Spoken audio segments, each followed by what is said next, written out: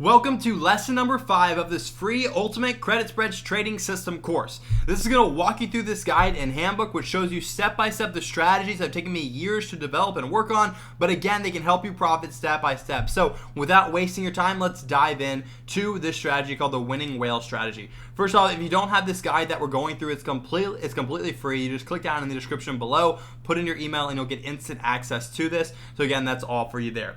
Anyways, the previous 3 strategies that we've covered, as I mentioned in the last lesson, are trend following strategies. They follow the trend. The next 3 that we're going to be discussing are going to be what is called mean reverting strategies, or strategies that kind of bet against the trend. And so again, we do that during periods of extreme market volatility, but again, I'll show you what that looks like on the chart. So again, the winning whale strategy comes from recovering after large crashes. Why? Well, because in the market, there are people called whales, and those are big institutions, hedge funds, insider traders who are buying up when their stock crashes because they know there's going to be a recovery. And so we're following those type of people in this approach. So how this looks like on the chart. First off, we need to add the impeccable stock band, which again is only accessible for members of 10% credit spreads. Again, this is an exclusive membership for credit spreads traders. Again, one last thing, this program is typically closed most of the month and only opens 4 days. But again, if you grab this PDF, there's an exclusive link in here to get access to it. You will also get a free hat, a shirt, and 50% off. So seriously, this is an awesome chance to not only get the indicator, but algo alerts and so much more to implement what you're learning here. But anyways, let's dive into it. Once you see this, what we're doing is we're looking for the market to crash, hit this bottom yellow line, and then start to recover. So what does that look like? It looks like the stock crashing down and then coming back above. Why? Well, because these are roughly 4 standard deviations apart, which shows the normal trading activity for a stock. Once a stock breaks below this 4 deviation level, it is very overextended. It's dropped too much, too fast, and it's probably going to have a reversal soon. So how we determine a dip buy setup? Is it crossing below this bottom yellow line, and then it becomes a buy, it becomes a dip buy once it crosses back above the yellow line. So for instance, this right here would satisfy a dip buy right here. This, it dipped down and then back above, this would be a dip buy.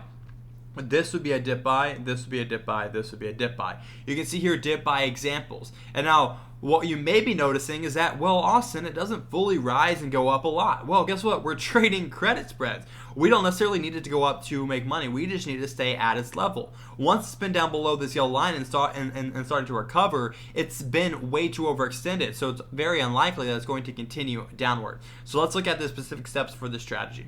So again, I talked about what's the criteria for this. It goes below the bottom yellow and then back above. Again, you can replicate this roughly with a Bollinger Band 200 as the moving average, and then your standard deviation as 4. Again, you're going to set up your short strike price by doing 96.5% as your recommendation. So let's take a look at this. Let's say we're trading in this level. It broke back above here. I want to use the dip buy scenario. Okay, it closed at 390.08. So let's do this. 390.08. Where do I find the level I'm going to sell my put at? Well, I'm going to go 0.965 and round it to the nearest whole number. So that's 376. So 376 is where I'm going to be placing my trade. So again, if we just place something here, where was that? I did this one, 376 right here.